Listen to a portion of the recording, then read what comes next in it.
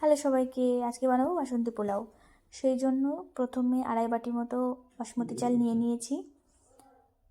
এটা যদিও গোবিন্দভোগ চাল দিয়ে বেশি ভালো লাগে, আমি ভাবলাম বাসমতি চাল দিয়ে করি আজকে। তো ভালো করে দেখো, চালটা ধুয়ে নিয়েছি পরিষ্কার করে।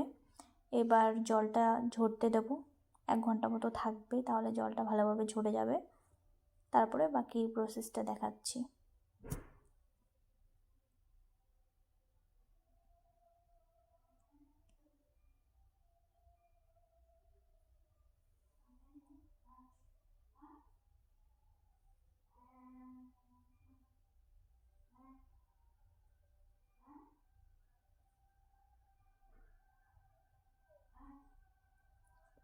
দেখো 1 ঘন্টা পর চালটা একদম পুরো ঝরা ঝরা হয়ে গেছে, 1 ফোঁটা জলও এর মধ্যে নেই। প্রথমেই দিয়ে দিলাম চিনি, যেহেতু বাসন্তী পোলাও একটু মিষ্টি মিষ্টি হয়, সেই জন্য চিনিটা একটু বেশিই লাগে।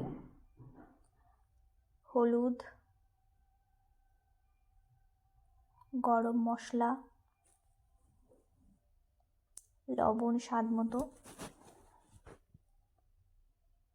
আদা বাটা,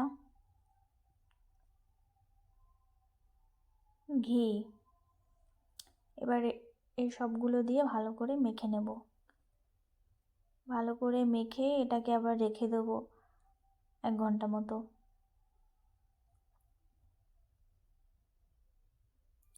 এবার কড়াইটা ভালো করে গরম হলে তার মধ্যে ঘি দিয়ে দিলাম। তারপরে এলাচ, লবঙ্গ, দারচিনি ছিল না, ওটা ছাড়াই দিয়ে দিলাম এগুলো, তেজপাতা।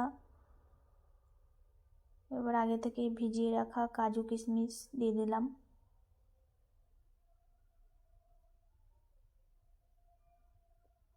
ভালো করে ভেজে নিতে হবে, একটু লাল লাল করে।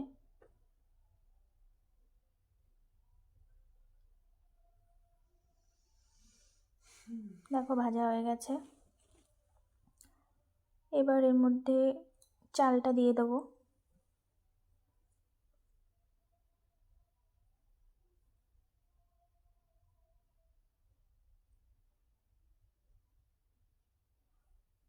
ভালো করে নেড়ে নিতে হবে, 5 মিনিট মতো ভাজতে হবে, তারপরে জল দিতে হবে।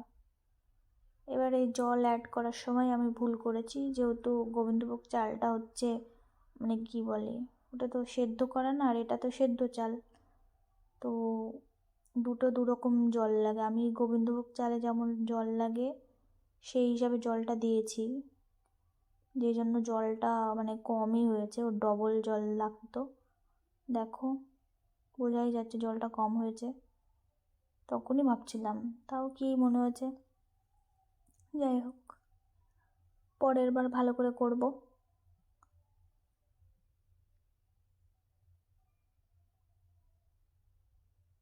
হয়ে গেছে, ফুটে উঠেছে, 2-3টে লঙ্কা চিড়ে দিয়েছি, এই দেখো।